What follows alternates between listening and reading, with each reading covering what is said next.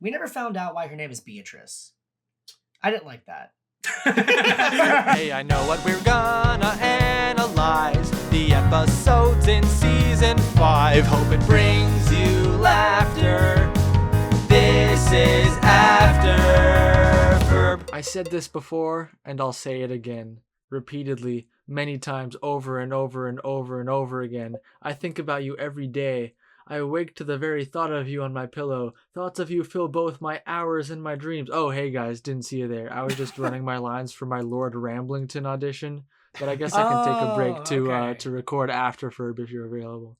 Alex, that was a little bit too convincing. They might think that you're too good to play an extra, and they've already cast all the leads. How about, did your representative get you an audition for that? Because mine hasn't yet. What the heck? I don't know what to tell you. I'm just a real actor, I guess, unlike anyone else in this call. Yeah. Moving on. Welcome back to Afterferb, everybody. This is our first episode since the episodes have gone to a weekly format on Disney Channel, which means we can now hopefully more easily keep up with the rate at which they are airing. It also does mean that we have to find fun ways to all access Disney Channel because we don't have cable. How are you currently doing it now, Andrew? Okay, it's actually not illegal, so I'll share how I'm doing it. It's insane. There is a service called Fubo, which is basically just gives you cable TV, but you can stream it. It's like $70 a month or something. I'm not subscribing to it. I'm basically just making new free trials that last for 3 days every weekend with different email accounts, and I'm keeping them active on the Saturday that it airs on Disney Channel to watch the episode. And then I have also been screen recording, which that is the illegal part, so I guess I'll edit that out. That's what I'm watching.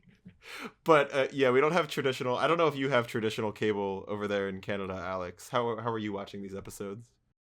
Yeah, I actually do have Disney Channel up here, and unlike the first few season 5 episodes, this back-to-back, the Attack of the Candace book club, aired here the same time it aired in the US, but I was at work, so I PVR'd it, and I was like, all right, I'll watch it when I get home. But there is also just a Twitter account who I won't directly shout out because it's illegal, that just posts every single episode in full in very good quality, and it's just easier to watch on there, so that's kind of what I did. I'm just realizing a major mistake on my part, which is I'm logged into the YouTube TV that my mom has, but my mom lives in Texas, so we can't access it after I've been gone from Texas for after 3 months or whatever.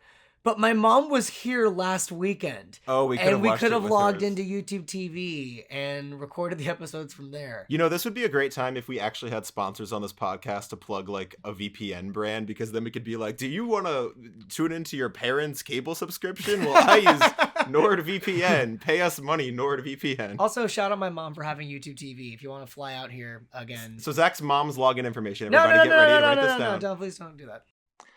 Also, if NordVPN, if you're listening, we actually hate you until you give us money, and then we will endorse We'll trash talk you.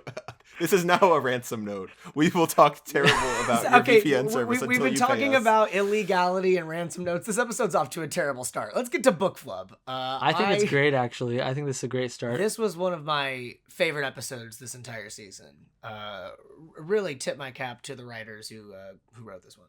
Agreed. Yeah, I don't know if it's my number 1 of season 5 so far, but it's got to be pretty close. And yeah, we'll get to why in a moment. I don't know if one of you wants to start with more general thoughts first. Yeah, I loved this episode. I think it's just because it played with the formula in a way that was really fun. Again, it's a recurring theme that we have on this podcast, but talking about how this revival still feels like Phineas and Ferb, even though the scenarios themselves have evolved a little bit beyond the scope of the original Phineas and Ferb. And this episode focuses on Linda and Candace teaming up, which is a dynamic we rarely ever see. They also threw Irving into the mix, which I certainly know that Mom and Candace and Irving is definitely a dynamic we've never seen. And I don't think anybody could have predicted that trio, but I'm so happy it exists. Yeah. The only possible way we could have predicted this trio is the fact that the song in the episode, which I guess we'll get to in a little bit, Mom Stuck on a Zip Line, was included on the season 5 soundtrack. I never listened to it in full until I got to this episode, and I'm glad I waited because the context in which they set it up is very funny to me. Also, just while we're on the subject of Irving, I remember in like season 2, they briefly tried having him be a part of the main gang for like 5 Yeah. episodes. And I felt like I wasn't big on Irving when he was filling that role. I think the three of Baljeet, Buford, Isabella is perfect. And so I wasn't huge on Irving.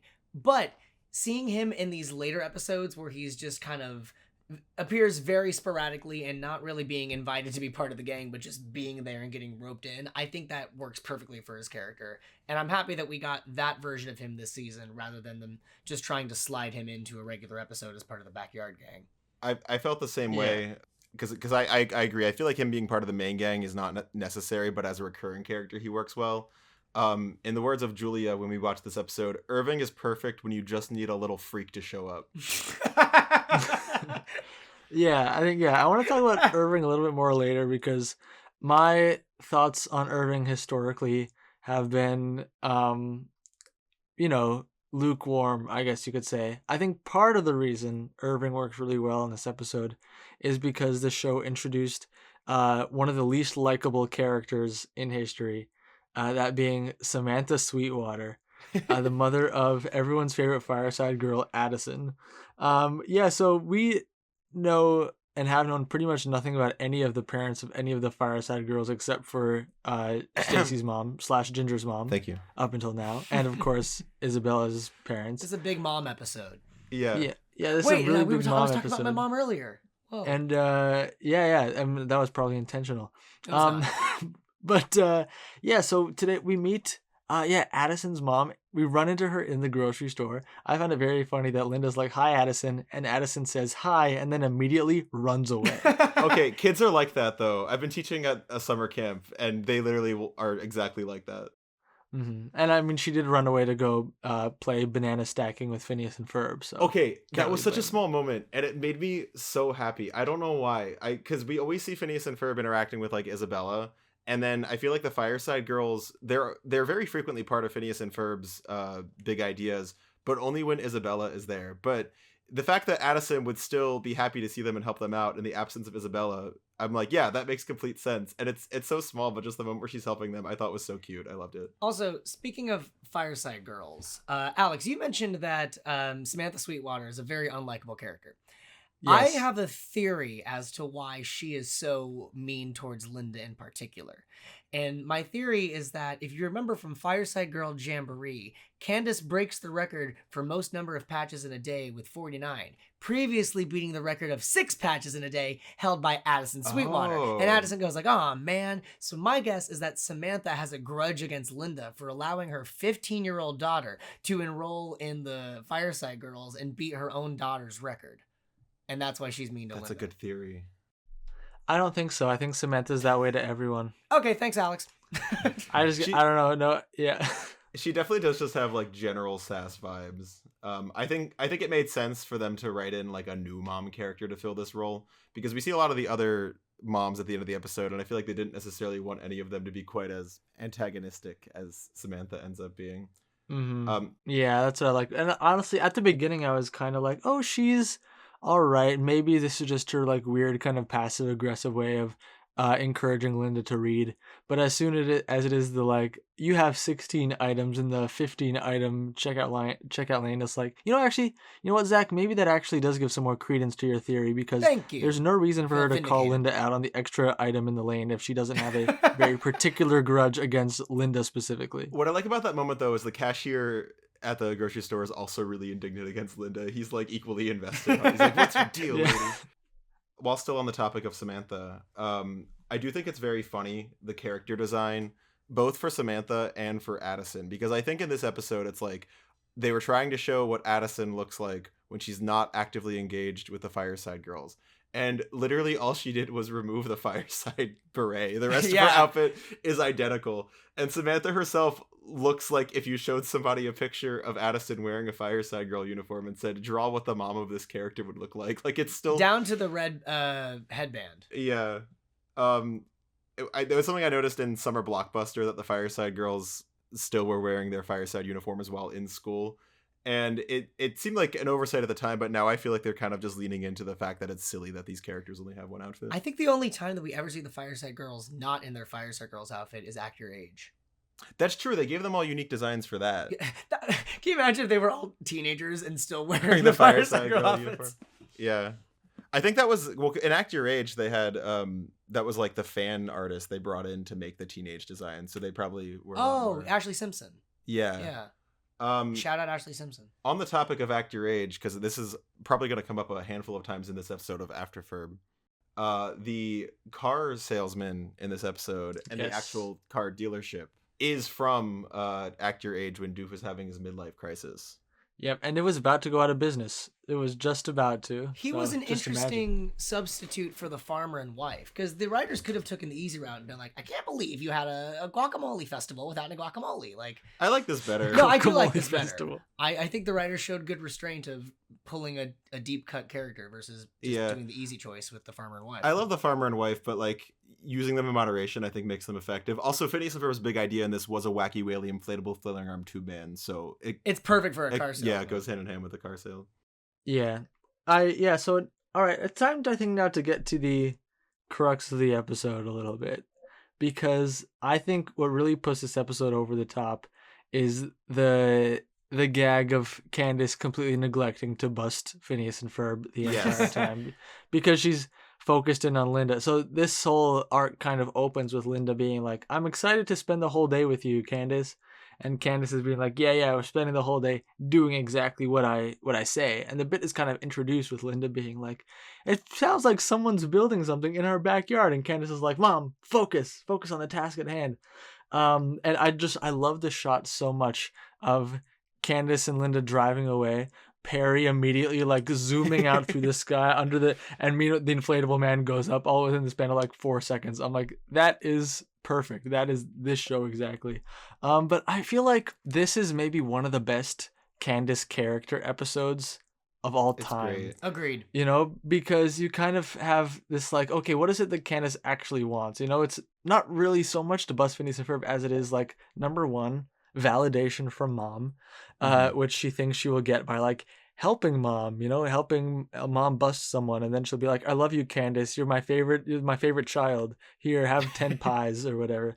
And then number two, what Candace wants, and we see this from the pilot literally, is just to be in control and to be in charge. And she's like, all right, Mom is listening to me all day, she's gonna do exactly what I say, I'm in control, I'm an adult, and then you can kind of see that those primal desires that usually take the form of, oh, I want to bust Phineas and Ferb, as soon as there's a different mechanism that she can satisfy that, then Phineas and Ferb kind of take a complete backseat.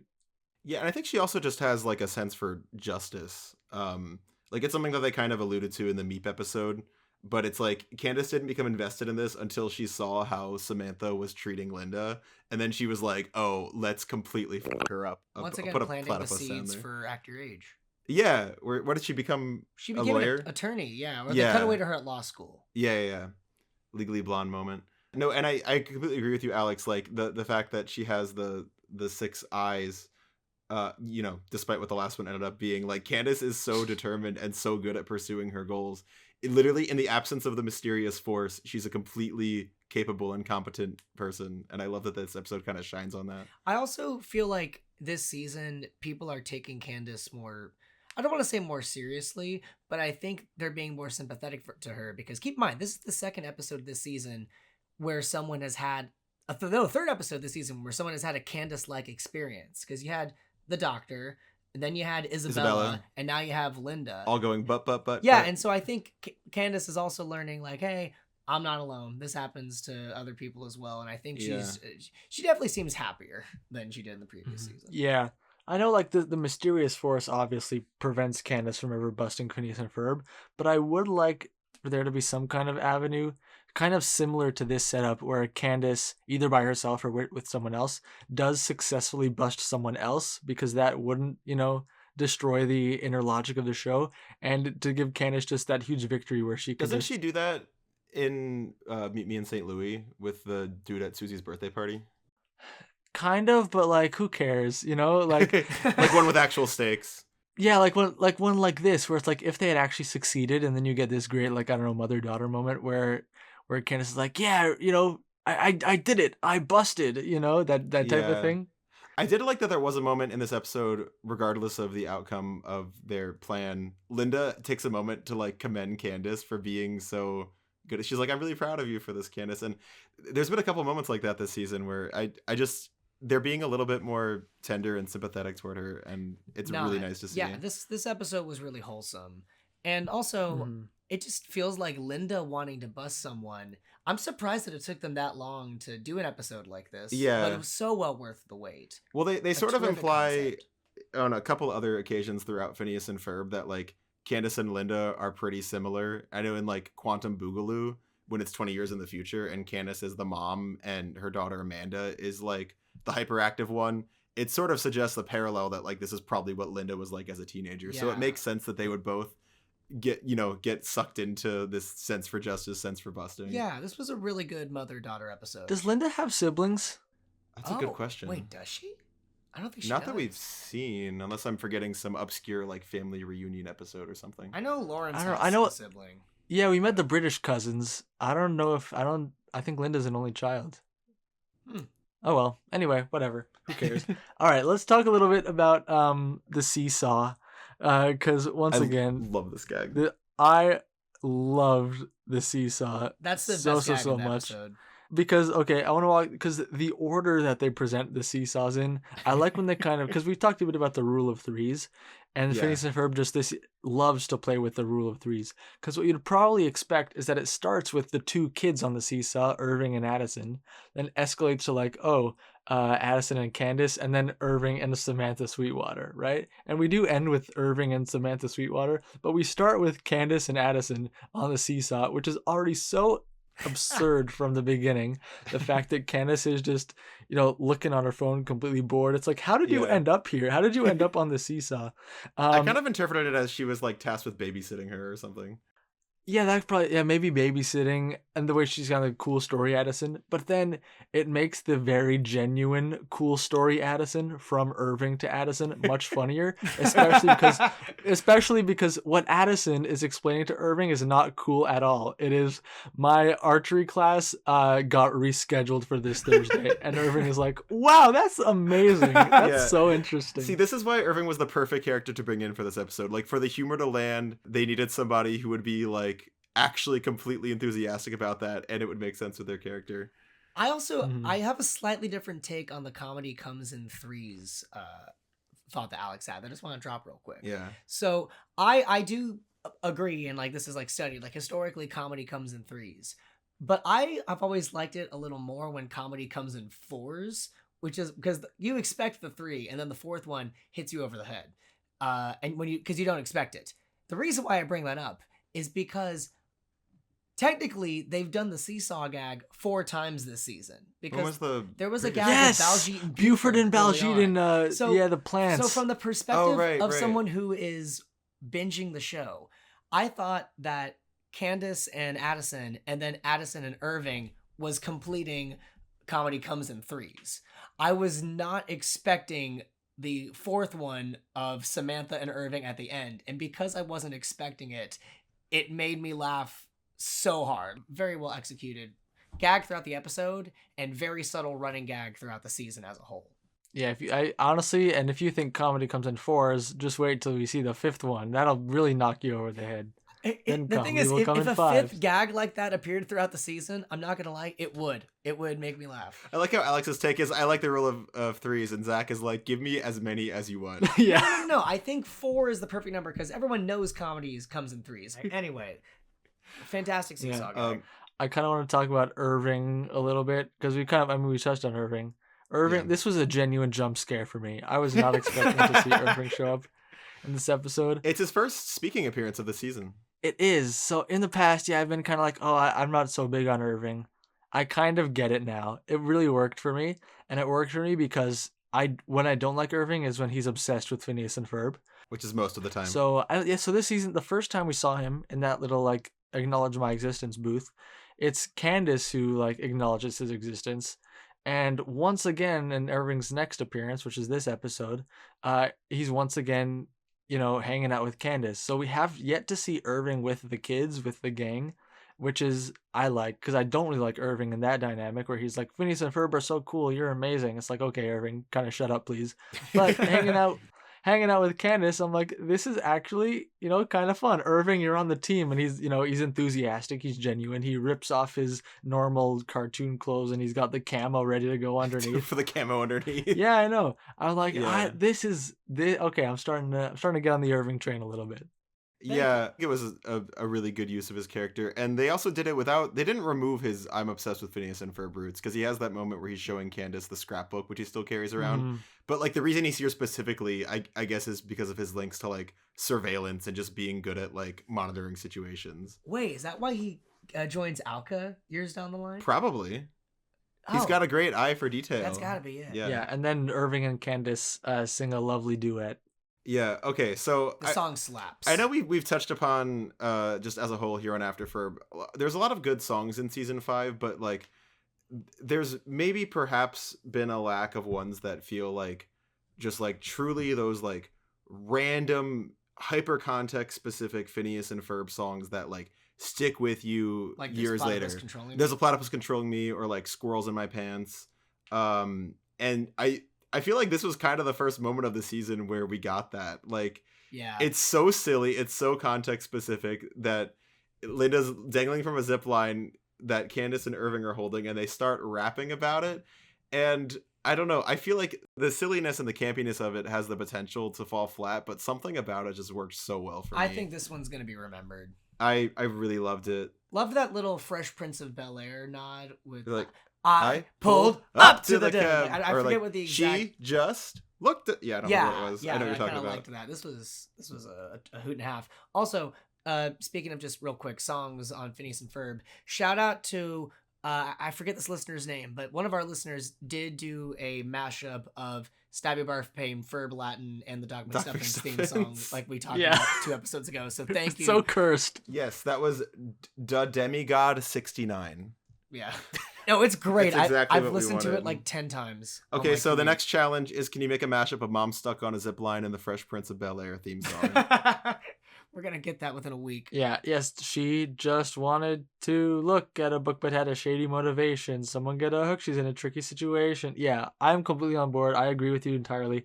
I did listen to this song on the soundtrack the day the soundtrack came out, like June 5th, I think it was, or June 6th. Mhm. And I was kind of like, oh, it didn't really stick with me so much until I actually saw it in context and watched it in the episode.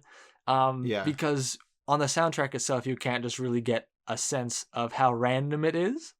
It was the point where like I knew that there was this song, obviously, but even watching the episode when I saw Mom go on a zip line, it didn't occur to me, oh, the song's about to happen. Like it still caught me by surprise. Like, this is where that song is.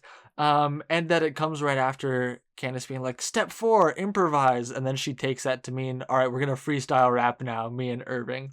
I thought it was great. I think it was, even though I thought like, is there a difference between this version and the soundtrack version? And I listened back and there isn't. I just, something about combining it with the animation, with Candace and Irving, especially Irving kind of treating it like a music video, almost like looking at the camera. I know there's not a camera there, it's animation obviously, but that whole type of thing. Yeah. I think this is decidedly a better song than Platypus Controlling Me. Ooh, that's a bold claim. I wouldn't refute it. I've only listened to it twice, but I'd have to listen to it. But I could see that. I could see myself agreeing with that. I think it's one that'll stay in the rotation for me whenever I'm like in the mood for Phineas and Ferb songs. Also, I just think Jack McBrayer so far has had 2 bangers as Irving in the show so far. So What was the first one? the Irving's campfire song or whatever. Oh. I might be the only one who likes that one. Irving has one banger now in the show. Yeah, I think that's I like that song. I think you might be in the. I don't Maybe hate it's that just one. because I'm a but huge it's- fan of Jack McBrayer and I saw the video of Jack McBrayer co-writing it with Dan and Swampy and I got a kick out of that. But Jack I don't McBrayer is great. On the topic of Irving, this is gonna be one of those moments where I point out an animation thing that Zach and Alex have no opinion on. If you look at Irving's glasses, especially in this season, they keep changing the opacity of his glasses to the point where when he was in Meet Me in St. Louis, his glasses were completely He was? transparent. It was for like one frame. He Oh. was like handing out brooms to the aliens who were Oh, okay. doing the tidy up. They were completely transparent in that you could see right through to his eyes. In this episode, in some shots, they are completely white like they were in the original series, and in others, they are varying levels of opacity, which is most likely an animation error, or you could interpret it as his glasses becoming fogged and unfogged. But I thought that was interesting, and he looks a little silly when they're transparent because his eyes, like Carl's, are literally just dots on his face. I'm going to make an animation comment now. Okay. That was the least appetizing guacamole I've ever seen in animation. And I love guacamole. And that made me actively not want to have guacamole. Just like the solid green paste. Yeah, like I love guacamole. And I usually when I see it on a TV show, I'm like, ooh, I got to get some. And now I'm like, nah, I'm good. Okay, but you know what Mexican food it did have? What? It had nachos. It did. And there was a shot where the guy's holding the bag of chips, and it says chips on the bag, and it's spelled with a Z. So I think that they did this specifically for me. Nachos rules spelled with a Z. So thank you, Dan and Swampy, for that. Oh, they also had bananas for like the second episode in a row. Yes. Okay, I have more. This is a very banana heavy back to back. Yeah. I have a more specific comment about bananas that I'll say when we get into Attack of the Candace suit. I do But think yes. though the fact that this episode close to the end guacamole fell out of the sky and into people's hands was a missed opportunity to have Jeremy say holy guacamole, you sure are a handful. Wait, that would have been so That would have good. been awesome. Oh, they should have For done TV that. callback. If I had a nickel for every time an Ashley Tisdale character on Disney Channel had guacamole on her face, I'd have 2 nickels. Which isn't a lot, but it's weird that it happened twice. That's You'd a have reference more to than that. 2 nickels. Weren't we just recently talking about this? Well, High It was School like- Musical 2, she has guac on her face, but what else? I feel like there's probably a moment in the Sweet Life of Zack and Cody. Yeah. Oh, it was Aurora Borealis. She does the spa and she has the cucumbers. I don't know if she has guacamole there too. Yeah. I don't know. I did find so near the end of the episode there was this kind of weird sort of pacing thing where it almost seemed like how an episode usually ends with like, all right, everyone's happy now. Oh, there you are, Perry.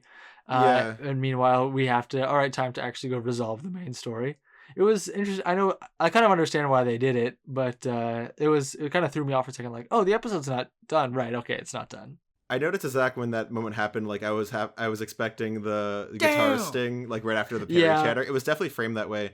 To me, it's a little bit similar to what they did with Tropey McTropeface, except in my opinion, I think it worked a little bit better in this framing. Is like Phineas and Ferb and Perry and Doofenshmirtz are like they're basically there's an episode, a traditional episode of Phineas and Ferb just happening in the background of this one. Mhm. And I like that this season is very comfortable with letting all of those elements just be in the background and shining more light and giving more time to like the new dynamic stuff like Stacy and Perry or like Candace, Linda, Irving. Like something about that works really well for me. Maybe a little bit more confusing if you're a new viewer, but like as someone who's been watching the show for a long time, I thought it worked really well. Yep.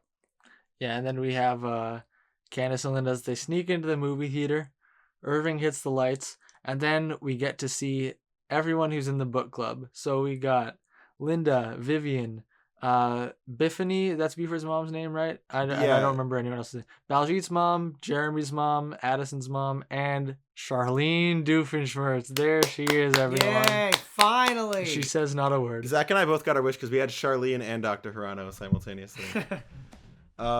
Yeah, I was looking up because I was trying to see which of these moms have canonical names. Like we know Vivian is Isabella's mom, and Biffany is Buford's mom. I thought for some reason that Jeremy's mom had a name, and according to the wiki, she doesn't, which is insane because the way that she's described on the wiki is she's the mother of Jeremy Johnson and Susie Johnson, wife of Jack Johnson, sister-in-law of Joe Johnson, and daughter-in-law of Hildegard Johnson. She's also related to Annabelle Johnson, and yet her name is just Mrs. Johnson. They never gave her a name. But they gave every other Johnson family member a name. That Which is cannot be insane. right. Wait, let me look this up. Jeremy Johnson, mom, name, Phineas and Ferb. All right, I'm gonna figure this out. It says she also goes by Hawkeye Johnson, but that's a nickname. That's so weird. I know, right? Dan, Swampy, get on it. Give Mrs. Or- Johnson a name. Or Our comments. commenters, what is Mrs. Johnson's first name? Jeremy Johnson's mom was voiced by Jane Lynch. Yeah. I did not know that. And Annabelle Johnson was voiced by my love, Tina Fey. Oh Yeah. wow. Anyway, I guess maybe her first name is Jane. That's my mom's name. Wait, and that would continue with the JJJJJ thing, except for Susie. What happened with Susie? Well, Susie's an evil demon child. No, you're right. Yeah.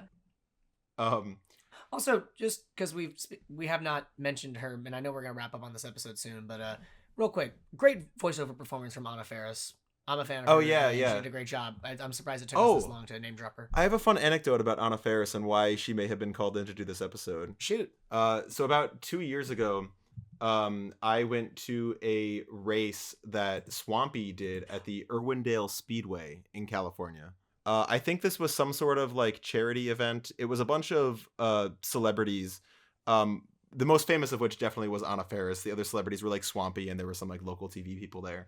But Swampy raced like NASCAR style. I know nothing about racing, so excuse my terminology. It was like a NASCAR-esque race at a speedway in which Swampy raced Anna Faris. So I don't know if they knew each other before that, but they may have met at this race, and that may have been when Anna Faris was tapped in to do a voice for this season. I think you might have said that story on our pilot episode, but I might be getting mixed up. Oh, well, if you heard it twice, sorry. If you heard it twice, now you'll remember it forever. Yeah. That's true. All right. Any other closing thoughts on the book club?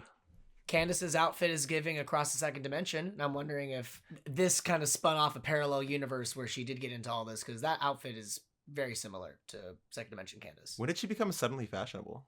What do you mean What do you mean suddenly? All right. My last comments is I thought that the mustache gag was extremely funny with Linda, Irving, and Candace all wearing mustache disguises. Also, that one shot of the three of them sitting in the car where Linda goes, "It's busting time." I'm so surprised they didn't use that in any trailers, or if they did, maybe I missed it. It felt like a promo. Because I'm like, if you saw that shot out of context, I would immediately be like dying to know what the context for it is. Yes, that's a good point. Even the way it sounded And then she even does the come on, come on, come on, come on. Like Yeah. it's busting time. Shout out to Caroline Ray for that. It was a good performance from great her voiceover in general in this episode. But that, as soon as I thought, I was like, this had to have been used in like a promo. Yeah, that's weird. That's a good point. My final thought, and then I'll send it back to you, Alex, is my favorite shot in this entire episode is when all of the moms of the book club are just sitting in the theater looking at the screen, and Irving is just in the middle of all the moms, and he looks so happy and so just comfortable being in this mom book club. I don't know why that imagery is very funny to me. Yeah. Speaking of the book club, I have one last question for you, which is, now that the book club has finished reading the lengthiest and most thorough adventures of Lord Ramblington, what book are they reading next? Hold on. Hello? We're thinking. Oh, okay. I just went completely dead silent. We're usually better. Diary of a Wimpy Kid, Dog Days. That's a good one. Great. Andrew? Charlotte's Web. You know what? I have two now. I'm going to go with Charlene's Web. Oh, that's so much better. That's so much better. And the other one is because they love reading books that have a movie coming out right now. Space Adventure. Because the book adaptation. Adventure in Space. Space Adventure would definitely be one of those franchises where there's like the main films and then like there's a ton of comics that you need for the full lore. Yeah. And you know what? I think the moms of Dandrill are up for the challenge. Yes. Well, that's it for Book Club, but we're going to be back in a very quick moment. And we probably don't have a special guest coming up, so don't get your hopes up too much. What? Unless... What? What is that? Wow. What am I? Hey, wow, so it turns out we actually do have a special guest. What a surprise. Whoa! And this is really going to this throw off our person plans. is a writer on Inanimate Insanity. This person is from the opera. This person is from 5 O'Clock Can't Come Soon Enough. NWCA's own Buford Van Stom. Mr. Wiesel in the Manhattan Beach Community Theater production of Newsies. Just an endless list of accolades coming to us all the way from where he is, Ben Cross. Thank you, Alex. Thank you so much. It's I'm a long-time listener, first-time caller on the podcast, and I listen so often. I hear your voices so often. I feel like I live with you people. It's wild. Yeah, that's crazy. Ben has no choice but to listen to Afterferb because he I hear it while I'm trying to sleep at night, coming from the room below me. We are literally, Ben's our upstairs neighbor. And by neighbor, I mean we live in the same apartment. His is just on the top floor. Roommate might be the word. Oh, roommate. So we're also in the same room right now, which is why we sound like this. Yeah. So thank you for forgiving our slight decline in audio quality. I forgive you. Don't worry. I'll make up all the quality with my witticisms and contributions as a guest on the podcast. All right, Ben, would you like to start by talking a bit about your Phineas and Ferb history in 2 minutes or less? Sure. I was a pretty big fan of Phineas and Ferb growing up. I think I very distinctly remember the first time I watched Squirrels in My Pants, like as part of the episode it was in. I think it just happened to be on a TV in a place I was in, and I was immediately enraptured. I loved the music, and I kept watching. I kept following the show. And eventually I auditioned to be part of something called Musical Without a Cool Acronym, created by two of the very people who you listen to on this podcast. I mean, we're all in it. I'm sure you talk about it. We all created it. Well, we were all part of the creation, but it was really Andrew's baby. Yes. That's what I meant by that. I like to consider myself the mom of MWCA. Perfect for this episode. And yeah, that really brought my appreciation for Phineas and Ferb to a whole new level. It really became a much bigger part of my life at that time. And since then, yeah, I've been watching the show, keeping up with season 5, doing my best to anyway. There's actually a couple I still haven't seen, but I've seen this one that we're about to talk about. I'm excited to talk. And now we're roommates because of Phineas and Ferb. It's true. That's right. Phineas and Ferb has actually radically altered the direction of my life. When you think about it. I just want to say that when Ben auditioned for MWCA, not only did he make for the perfect Buford in our show, but also something that started happening was every time Ben would make any form of content related to MWCA, it would go enormously viral, like significantly beyond the scope of what the other pieces of content we posted would go viral. So, for example, there was the bit with you eating the Mickey bars in Disney World as Buford. I think our most liked tweet ever is a picture of you in a garage as Buford and Baljeet holding hands with a caption that says gay rights. Oh yeah, that got something like 70,000 likes on Twitter. Yeah, but also the most viewed piece of content on any platform that I've ever posted is this video of Ben in Waterloo, Canada, doing a bit with a garage about a canoe. And it's such a niche bit where you need to know Candace Against the Universe and also Stephen Sondheim to even kind of understand it, and yet somehow it has 3.6 million views. Well, Ben has such a good singing voice that even when he sings Giants in the Sky in Buford's voice, it's destined to go viral. What I love, too, about all of those examples you just gave is that they were all extremely spur-of-the-moment videos that were not at all planned out in advance. Way less effort was put into them than our actual... yeah, and we just throw it out into the ether, and they get way more attention. We went to Waterloo to make the Chop Away at My Heart music video, which now has surpassed 300,000 views, which is the most viewed video on our channel. And yet on TikTok, it is the 10-second Buford's Canoe Part 2 that we made that weekend in like a minute and a half has 3.4 million, which I think is I think it's partially to do with Ben's kind of innate virality, but also the character of Buford himself kind of is very prone to explosive social media performances.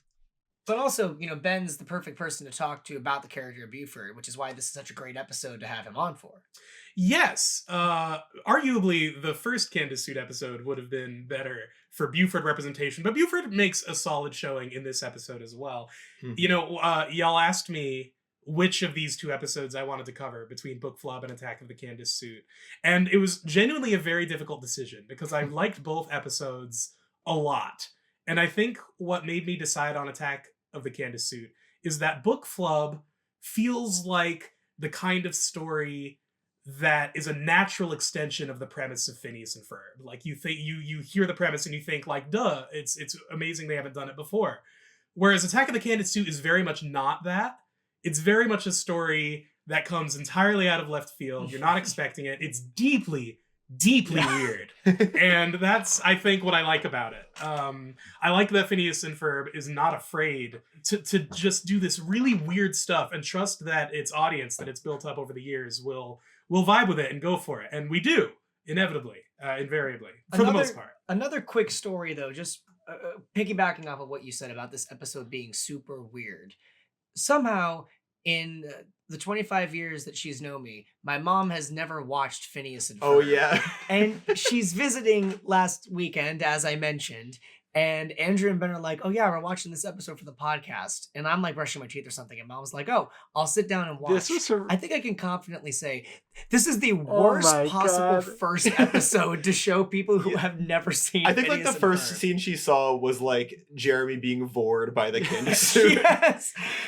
Here's my mom has watched MWCA, but she has not watched Phineas and Ferb. And I was driving her to my grandparents, and I think for part of the car ride, I was like, Mom, I need you to trust. The show is it's not like that. It's not like that normally.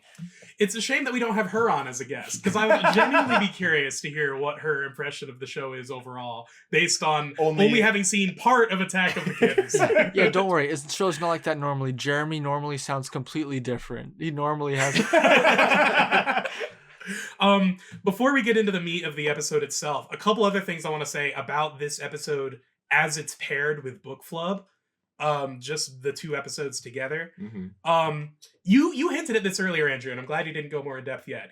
They're both very banana coded episodes. That's very true. And that has some significance with the date that this episode came out, doesn't it? Yeah. Okay. So What? this is Oh. the people Yeah. who will care about this is a small Venn diagram. But so Phineas and Ferb season 5 premiered on June 5th, which is the day that the Nintendo Switch 2 came out. And this episode aired, I think it was either the day of or the day after the release of the new Donkey Kong Bonanza game, which is on the Switch 2. And in that game, you're literally just going around collecting as many bananas as possible. So I'm like playing the new DK Bonanza game, and then I'm like, oh, Phineas and Ferb aired. Let's watch the episode. And it opens on Baljeet being like, I'm tired of peeling 387 bananas. There was no way this was ever planned, but being a Switch 2 fan and a Phineas and Ferb fan feel weirdly consistent at this point in time. I'm not saying that Nintendo and Disney worked together to put out two very banana-coded episodes on the same date that Donkey Kong Bonanza was releasing as cross-promotion. I'm not saying they did that, but if they did want to do that, this would be a good pair of episodes. But you're not release. saying that. Right. I mean, conspiracy theorists go nuts in the comments. Specifically, only if it's about Phineas and Ferb and Disney.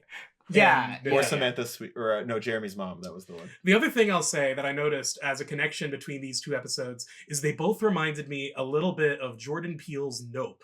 Have any of you seen that movie? Nope. Have you not? Have you actually not? Nope. I've seen some of Jordan Peele's other movie. He did Get Out, right? Yes. Yeah. Yeah, and I've been on the studio tour at Universal where they take you through Nope, but I still need to watch the movie. You should watch the movie. It's a very good movie. And there's sequences in both episodes that remind me of Nope, because for Attack of the Candace suit, it's when you're trapped in the suit, like those shots of the person trapped inside. There's a similar disturbing shot in Nope.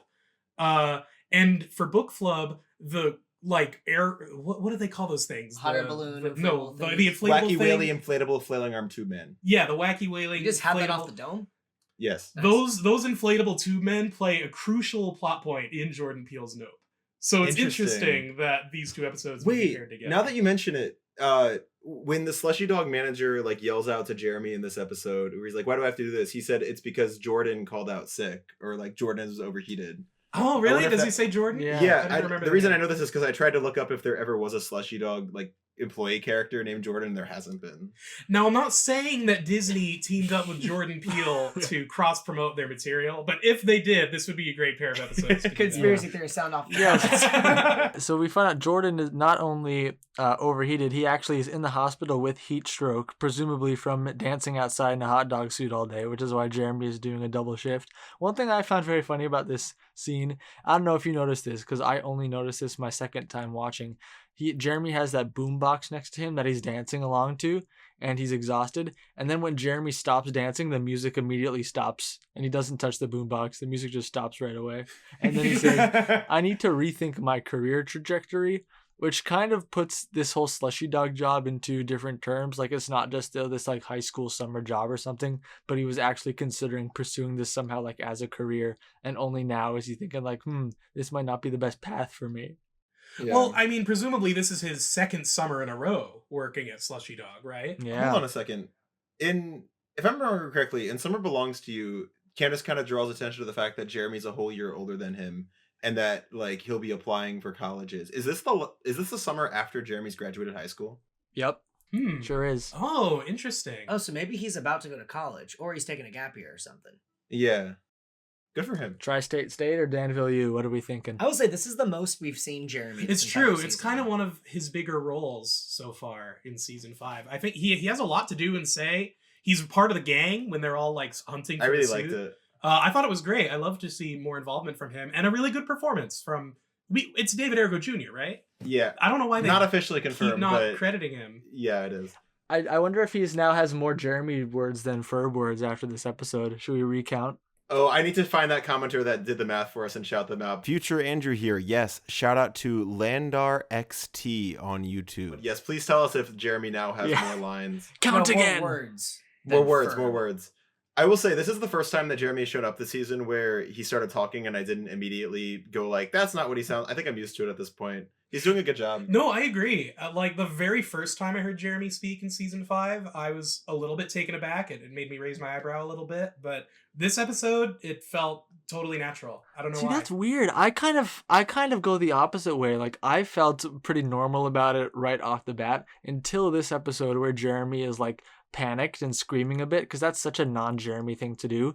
Like combined with the fact that it's a different voice was just extremely jarring to me. So I'm halfway between two camps on this. I mainly lean with Team Alex because I got used to it kind of immediately, just because I think Jeremy's voice is, just a guy. Not to say that David isn't doing a great job, he is. But in this episode, I agree with Alex that it didn't really sound like Jeremy.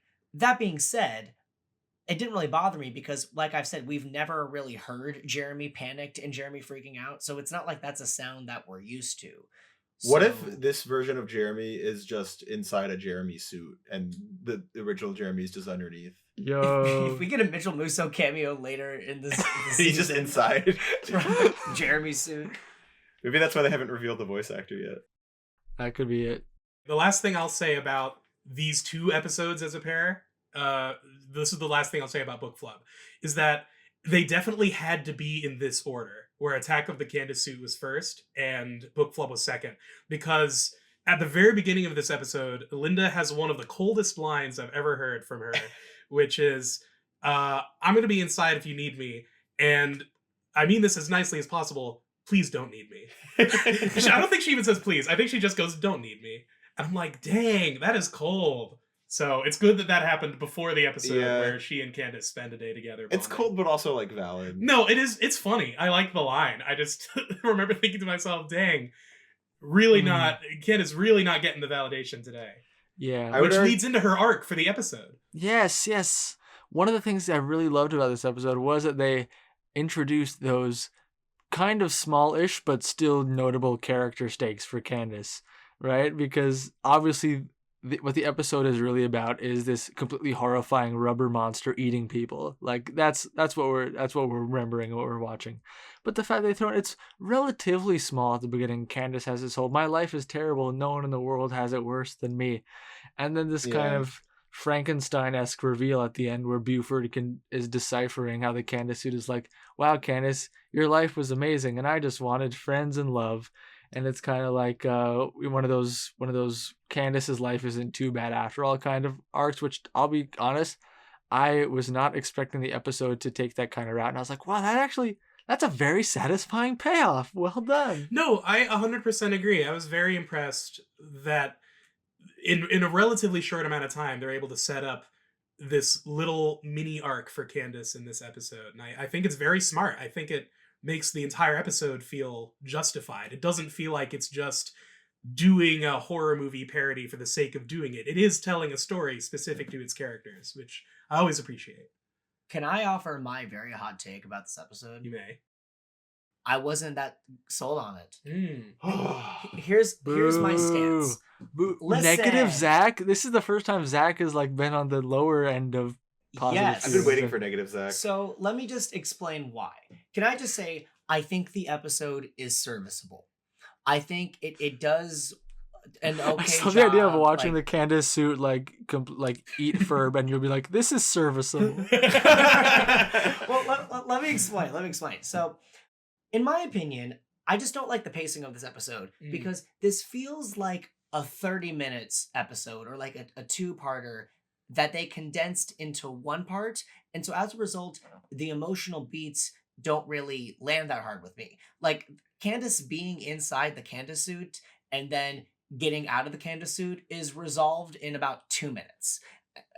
I would have liked to have seen more instances of her interacting with the boys or the family and then being like, oh, something going on with Candace or Candace trying. Because when I saw Candace in the suit, I was like, oh, that's cool. I want to see where they go with this. And then they wrap it up incredibly quickly. And then Yeah. on top of that, you know, Doof and Perry do nothing this episode. I would have, if it was a two-part, we could have at least seen them do a little bit. And then maybe, I don't know, some setup for the thing at the end. I don't know. It just feels like everything is too quickly established. And I feel like there were so many routes they could have gone with it had it been a two-parter. But then as a What's one-parter, interesting- it left me underwhelmed. What's interesting is like you can kind of interpret this as part 2 of a two-parter because this is a direct follow-up. And I'm curious if at any point they ever considered just pairing this as episode B of the Candace suit.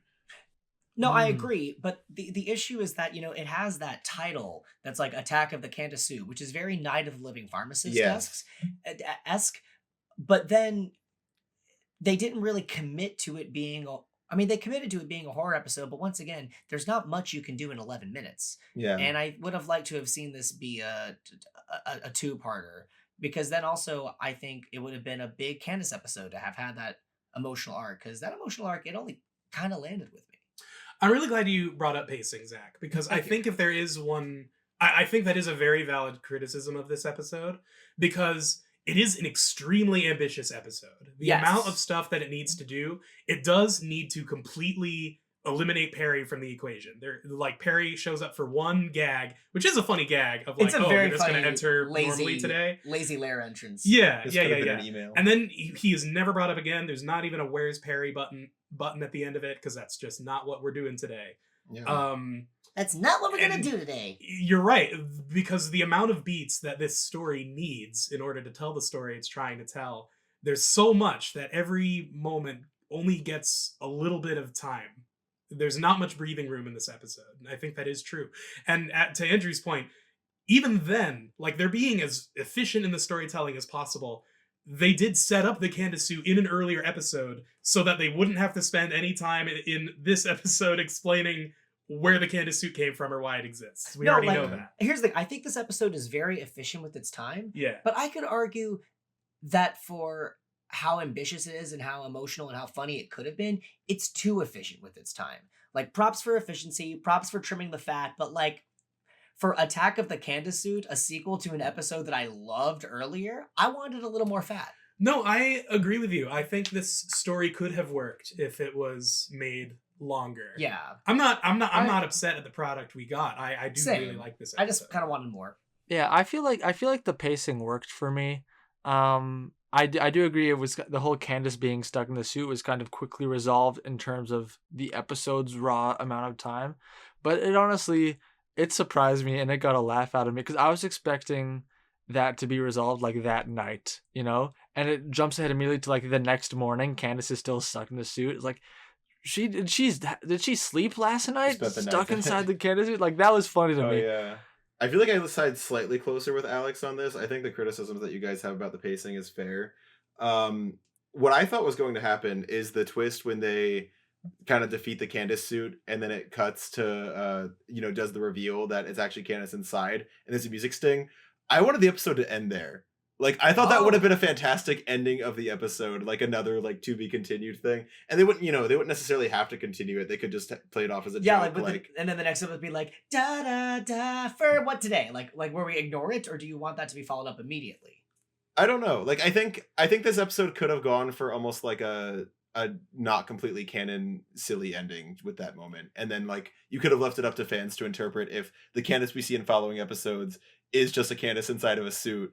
Or if they resolved it, it's something that we didn't see. But then also, just circling back to my point, imagine how good that would have been as a commercial break for the episode. Yeah. That would have hit really hard. Because that reveal is It did genuinely take me off guard the first time I Really? watched. I don't It's a know why I great didn't twist. see it I coming. was brushing my teeth and I heard Ben go, "Oh shit," from all the way upstairs. Oh. I don't know why I didn't see it coming. Maybe I'm just really that smart. But as soon as Candace didn't say anything, I was like, "Oh, it's the suit." I do think No I was a offense. little bit distracted in that moment because Zach and his mom were arriving home and were like doing stuff around the room while we were watching the episode for the first time. No worries. But I don't know. I just didn't expect the episode to go there. I thought the resolution was gonna be different. For anybody in the comments being like critical of us for not catching on to this, you try watching Attack of the Candace suit in front of your mom who's never seen Phineas and Ferb before and see if you can pay attention to everything. Because I'm watching her face and I can feel the disappointment radiating off her body. Yeah, this is a terrible introduction episode. Yeah, I want to also talk a bit about there's this you could say maybe controversial moment in the middle where the Candace suit starts eating Isabella and everyone kind of just stands around like, stop that, don't do that. You know, as in particular, Phineas was kind of like, you're kind of half expecting Phineas to kind of jump in, yank the suit away, and he's kind of just like, hey, stop. And Baljeet goes, not Isabella.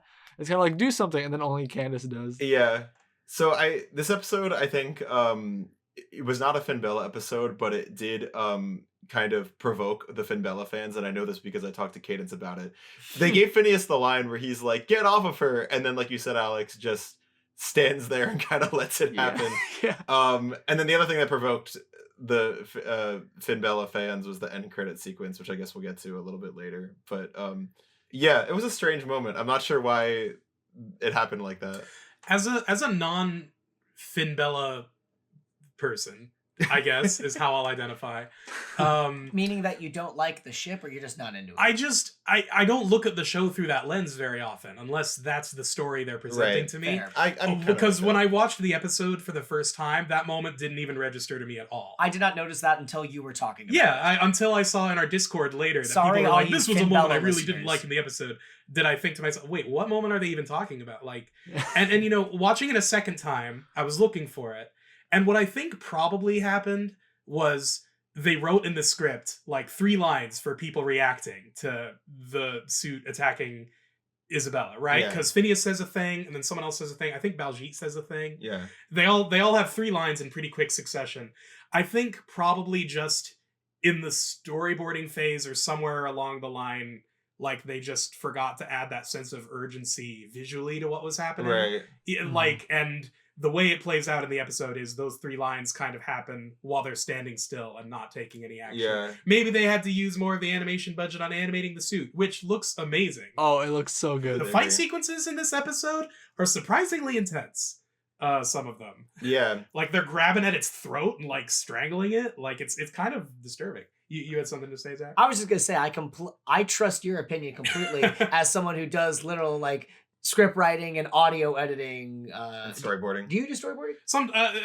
Sometimes For like 2 animated series. Like, no, I trust your opinion completely. Yeah. No, but I think that is a valid note. And I wouldn't be surprised if the people who wrote the episode saw the finished product and were like, oh, that's not really what I imagined when I wrote that.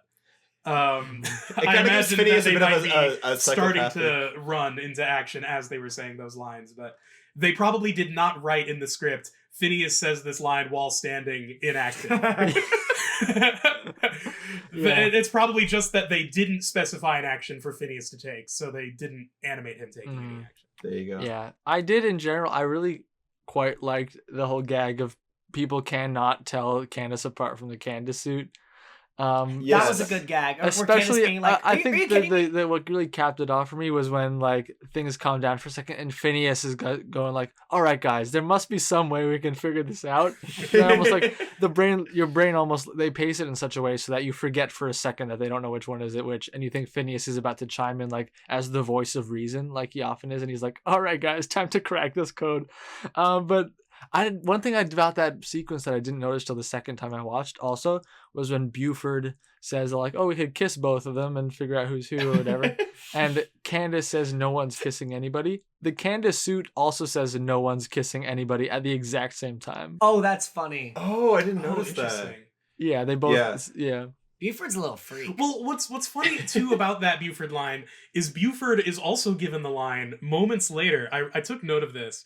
He said there after Candace is like, "You did this. You are so busted," and they're like, "That's her." And Buford then also says, "Plus the other one is 6 feet tall and slouching," implying that they can visually tell them apart. Yeah. So I think Buford, I don't think it's that he was necessarily strictly attracted to Candace in the scene. I think Buford's just kind of a freak, like Zach said. Well, he's the one who made the suits. It doesn't surprise me that he would want to maybe kiss the suit. I think so. Yeah. I also like to your point, Alex, of playing around with the humor of they really should be able to tell the difference, but sometimes they don't. I feel like that was because they had to play into the trope that they love to do. And I think of that episode of SpongeBob where there's the fake Mr. Krabs and they're like, how do we tell them apart? And one is obviously a robot. Wait, is that the Crabborg? Yeah. That was the second episode of SpongeBob I ever saw. Yeah. It's a trope that, I like that they played around with it. But I like that Jeremy yells like, which one is which? And it also it seemingly implies that even though he's able to discern later in this episode that is Candace in a suit, when he goes on that date sequence with Jeremy in the first Candace suit episode, he's not able to distinguish at that time. Buford. Way yes. Yeah. Oh, that's a good catch. I've seen that. So it gives more credence to the theory that was a diegetic sequence and Jeremy just genuinely couldn't tell. Or the lighting in Slushy Dog is just really bad, and then he's outside when this happens, so you can see better. Maybe the way that the characters are drawn when they're wearing the Candace suit is like an animation shorthand for the audience to be able to tell that it's not Candace, but like in universe, anyone who wears the Candace suit just looks identical to Candace. Like diegetic. And the only person who can tell them apart is Buford, since he's the only one who ever comments on a physical distinction between Candace and somebody wearing the Candace suit. That would make sense. We never found out why her name is Beatrice. I didn't like that.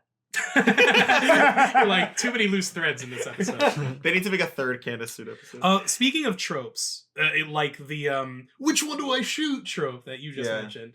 I did try to keep track of all of the ways they tried to make this episode a kind of campy horror B-movie episode. Rattle them off. I wrote, they have the title card, which kind of makes me wish they didn't do the first title card.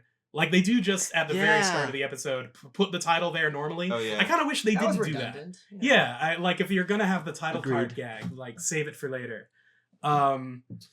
There's all of these low angle POV shots when the Candace suit is stalking Jeremy and then later Doofenshmirtz that are really cool. I loved those shots. I think that was one of the strong aspects of this episode were those lingering shots of like, in the alleyway during like sunset. It's just it's Danville from a perspective we don't often see, and I think it worked really well. I agree. And I like it has jump scares. It has the classic like Doofenshmirtz thinks he's lost the monster, but then he looks up and it's right there.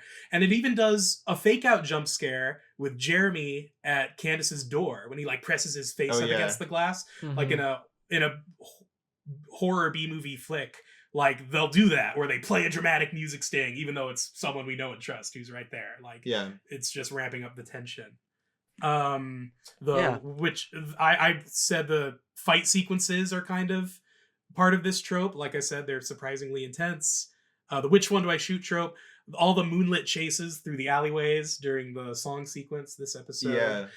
We even see the monster in the sewer, a la Stephen King's It, a little bit. That's kind of what they're doing there for a moment. They do the thing where a driver sees something in the road in its headlights and then he like slams on the brake and like leans forward because they stopped so hard, and when they look up the monster's gone. That just feels like a very horror trope kind of thing. So I just looked up, now that Ben, you're rattling these off, I was like, whoever wrote this must be a big fan of the horror genre. This episode was written by Scott Peterson, who also wrote Night of the Living Pharmacist. There it is. That makes sense to me. That tracks a lot. Yeah, and I really like the like close to the end, because I talked a little bit earlier, we talked about like Candace's character stakes and her kind of emotional arc, and that they kind of suddenly hit you with the Beatrice emotional arc too, where Buford kind of tells her whole story of waking up alone, limp and cold, and seeing her reflection and realizing that she's a monster and she tried filling herself with garbage. And then she tried a human host because she wanted, friends and family and whatever. And then it was a great setup for her to then to like, as soon as she gets redeemed, she starts eating Ferb, and Buford's like, "You're making this so hard." That was Alex, very funny. did you notice during her story that Buford was telling, when she was like in the alleyway and there was trash tipped over, one of the milk cartons had a picture of the giant floating baby head on it that was like, "Have you seen this baby?" Oh, really? Oh, For like did it? those missing kids, but it's the giant floating baby head. No, I've not seen that. Maybe Did y'all catch that? Maybe I did not that notice milk that. carton is from when the giant floating baby head was attached to a real baby. Maybe that was a real missing baby, Oh and my then it goodness. became what it is now. Do you think the parents still have the torso? Probably, and they're just looking for the head at this point. This is really morbid. Now that would be a horror themed. Wait, does that mean that there's a giant floating baby torso? I feel like there's an episode of Phineas and Ferb that makes a joke about this very thing. I love, also, speaking of random characters that sporadically appear throughout the show, the ending of this episode redeemed it for me because Oh, yeah. I love Fantastic Clint Balloon ending. so much. And that speaks, I think, again, to just how big of a swing this episode takes and how much it leans into its weirdness. It is not trying to be coherent to a first-time watcher like Zach's mom at all. Like, there is no setup given earlier in the episode, or even in the first Candace Suit episode, I think, where they mention Or this Clint season. Balloon. Yeah. They Yeah. just are expecting the longtime fans to get it, and if you're not a longtime fan, it's just kind of a weird non sequitur ending. I think they knew and I this like that episode about would be it. a terrible first episode for viewers, so they were just like, whatever. This is for the freaks who've been watching this show. Yeah. And I respect them for that. My I mom's- really do respect My that. mom's yeah. face when I went, "Clint Balloon, the magical old-timey bathing suit that lives in the Himalayas." She was very confused. And I like this ending, but it did, on second watch, it did make me wonder, is this a happy ending for the Candace suit? Yes. Like, when she's enjoying, okay, like the episode presents it as such, so we accept it. But when the Candace suit is enjoying Candace's life, she says what she wants is friends and family, and it looks like they found for the Candace suit one friend in an extremely barren wasteland. They're that going to is start a family. Oh, okay. I guess they could. I mean, start a family. if the zoetrope and the Ferris wheel can reproduce that quickly, who knows what Clint Balloon. Yeah. If you're in the we're- comments. Yeah, go nuts. Yeah, Clint Balloon, the old-timey Candace suit who lives in the Himalayas. That's the names of all their children. All right, one more thing I want to shout out. Did you catch in the credits who voiced the Candace suit? Yes. So this was Dan's daughter Alex. Oh. Mhm. Was doing the voice for the Candace suit Okay. the entire time. And I thought they did an excellent job. They did a really good I job. was surprised to learn it wasn't just Ashley Tisdale doing like a growly voice. No, I think in general when Candace's voice becomes distorted, Ashley Tisdale stops doing it. Like it was Dan doing the Wild Parsnips voice.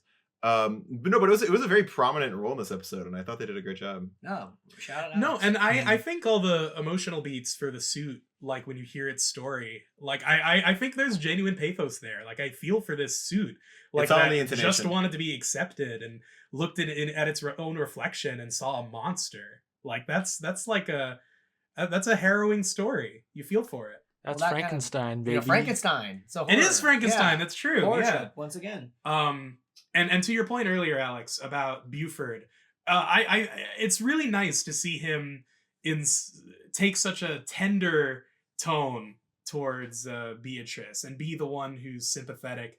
I love that he gets to have the dramatic, like, no, fall to his knees and don't touch me after Candace Yeah. supposedly kills the suit. Yeah. And it's also fun to see Baljeet in opposition to that being very trigger happy with the With the flamethrower. flamethrower? I think that's a fun reversal of what you would normally expect from those two characters. Okay, so Baljeet should not be in. there's that moment where Baljeet pulls out the flamethrower and is about to, like, presumably incinerate Beatrice. And then Phineas chimes in with another line where he goes, she deserves to, and I really thought Phineas was going to say, she deserves to burn. Because it's like directly in response to Isabella trying to get Baljeet to stop. That's not what he said, but that's where I thought it was going for. Oh, yeah. Wow. If only. And then we get what I think is maybe the greatest bumper in Phineas and Ferb history, or at least maybe Oh my God. maybe Fossils Dun Dun Dun still takes the cake as number one. Nothing but, tops Fossils done. but this has got to be close to the top because we get just the sequence of the Candace suit like eating Jeremy slash Specifically walking the around Jeremy town. moments. But yeah, with like of all possible what might have songs, been. what might have been from Act Your Age, the instrumental track. Like, what are we being wistful about here? Like, does the like, What did Cadence have to say about this? She was like, I'm going insane. I can't believe they would do this. They're playing with my heart. But like she thought it was funny, but also like felt offended, but like not in like a genuine way. I have to say that this bumper, it gave the energy of like a fan AMV you would find. Yeah. Like it has like post energy where it's Yeah. it's not because it's not even an arc that the episode presents as genuine. It's literally just the moments of the Candace suit voring Jeremy with the song about the most emotional like not breakup, but you know what might have been playing over top of it. It's so funny to me. It's genius. I That's think it what's- is so funny. Yeah, It's what's funny is delightful. what works about is like the rest of the episode, you need to kind of be a little bit of a Phineas and Ferb sicko to get the joke, because even fans who know the song What Might Have Been probably, or at least maybe, wouldn't recognize the instrumental right away, like I assume we kind of did. Yeah, we've and- all interacted with the what might have been instrumental, but we're not Yeah. the average viewer. Yeah, exactly. So we recognize the song right away, and that makes it so much funnier because we know the context of the original song, which is like the Finn Bella, sad Act Your Age song. Check out our cover on YouTube, Which by the has way. absolutely nothing. It's just such an enormous emotional disconnect from what we're seeing on screen that makes it funnier for the super fans than someone who's just like, oh, it's just some song playing in the background, Yeah, and I would argue that it's not only less funny to a normal viewer, it's borderline incoherent. Like it's borderline what even is the joke they're trying to make here, which Yeah. I think is so funny Yeah. for a show to do, and only a show like Phineas and Ferb can do a joke like that, like a show that has developed a following like this over so many years. They've earned enough goodwill from us super fans to be able to go for jokes like that. Yeah. All right, we are running along, and there's still some interesting stuff that we haven't gotten to, but so I'm gonna kind of just have us do a few quick hits. Number one, Okay. Linda was listening to not "Chop Away at My Heart," but the instrumental of "Chop Away at My Heart" in her car by herself. She was? Yes. Oh. I mean, yeah, only true sickos like us can recognize the instrumental of Chop Away at My Heart. What I also like about that scene, Alex, is it's technically the second time that Linda has sat in a car with Heinz Doofenshmirtz. The last time being when they went on a date in the 80s. And I think that's so funny. Yeah. It doesn't draw attention to that at all, but Yeah, that stuck out to me too. Well, and arguably both of them were unaware that the other was even there. yeah, Man, that's true. Oh That's no, true. I wish that it was playing that's Wings You Turkey on the radio instead of Chop Away at My Heart. Oh, That would have been man, I love Chop, but that would have been arguably better. that would have been a great deep cut. And we also haven't even talked about this main song of this episode, "All Skin No Bone." I liked it. Oh yeah, Thumbs up. from I me. did enjoy it. And one thing I wanted to mention about it is that it does at one point in the lyrics refer to her as a no good body snatcher, which I think is a direct shout out to Attack of isn't that movie called Attack of Invasion the of the Body Invasion of the Body Snatchers. Snatchers, Which is also Which- Invasion of the Ferb Snatchers. Oh yeah, Which is an yeah, earlier no, release. and Was that that's Scott like the Peterson? type Okay. of movie that this episode is being a send up of. And obviously the Candace suit as a creature is very body snatcher inspired, so I thought it was nice. This is for Sophia them to- James's fourth credit singing this season. She did When the Tri-State Aurora Comes Around, Agent T for Teen, and Pet Wash. I think she's killing it. Yeah, no, she sounds Sounds great. great every the song time. is good. Oh no, All right. Invasion of the Ferb Snatchers was Martin Olson and Jennifer Keane. All right, I have one last question for y'all. Oh If- wait, can I point out a couple other things I had in my notes, or are we running too long? We're running a little late, but if you Oh, can do okay. a quick one. All right, I'll be quick. While Ben is pulling this up, I'll say this could have been an email, sir. That line didn't work for me. It felt very "how do you do, fellow kids" in a way that "spill the tea" and "book flub" did work for me. But monograms, "you could just be an email, Carl," that made me laugh. So it redeemed it. I simultaneously liked that joke and also was like, dang, they're really making Monogram a jerk. I don't know. There was barely any Doof and Perry both these episodes. And I like Doof and Perry, so. It'll I be don't know, I special missed when that. they come back. I loved this back to back. I think Okay. this was actually my best pairing of the season. But anyway, Ben, go ahead. Wow. Oh, I first of all, it is an extremely strong pairing. I agree with you, Alex. But I remembered what I was trying to say, which is in the sequence of the episode where Candace is inside the suit and the suit is living out Candace's life. And she has these 3 beats where she interacts with like the most important people in her life. There's a scene with her and her mom. There's a scene with her and the backyard gang. And then there's a scene with her and Jeremy. And when she is with her mom is suggesting like, oh, why don't you, normally you'd be trying to bust the boys by now. And then the next shot we see is the suit almost performatively going out to the backyard to be like, you're so busted. But what's interesting is that the backyard gang is not doing anything bustable in that moment. They are only playing Go Fish. And I like to think that when we cut to Candace being outraged inside the suit, that's why she's mad. It's not because... She's like, you're doing it at the wrong time. Yeah, it's because the suit is making a mockery of her normal routine. It's like, now's not when you say you're going to bust them. They haven't come up with their big idea for the day yet. They're just playing Go All Fish. they're doing is playing Go Fish. So I just thought that was a funny detail. I don't think we should play Go Fish anymore. That's a very, very deep cut that no one will understand. I listened to that earlier today, Alex. Great. All right, so here's my one final question for you all. Okay. If you were a rubber suit and you wanted to have a human host and steal someone's life, who would you pick? What a question. So the question is, who would we want to be a rubber suit of, right? Because No. if I was a rubber suit, if I tried to take over someone's life, they would still think that I'm Ben. No, it's like, who would you want as your host? Oh. Who would you want to replace? Yeah. But again, if I replaced someone, but I was a rubber suit of Ben, could I assume their life? I would still look like Ben. Oh yeah, I guess the question is, yeah, who do you want to be a rubber suit of, and then assume their Oh, life. okay, that's a different question. Well, it's Wait, kind of who the do same. I want to be a rubber suit of, or who do I want to like be in the suit and then like Who do you want to be a rubber suit of, and then also have that person inside? Whose life do you want? I like my life, but I would be our point of contact for our apartment so that they could go to the higher ups and be like, hey, give them free rent this month. And they'd be like, okay. I'd probably be like the president and be like, free rent this month. Also, I resign. I'm only saying this because I'm looking at a Weird Al poster that's in the room, but Weird Al, I think it would be fun to be So what Weird you're Al. saying is, I'd like to remove all your skin and wear your skin over my own skin. But not in a creepy way. They both leaned into the microphone to do that last part. We're all going to see Weird Al in August. It's going to be awesome. If anyone knows that deep cut, comment below. I would like to be the Candace suit so that I could live with Klimpaloon in the Himalayas. All right, well, that brings us to the end of this week's episode of Afterferb. Ben, would you like to plug yourself?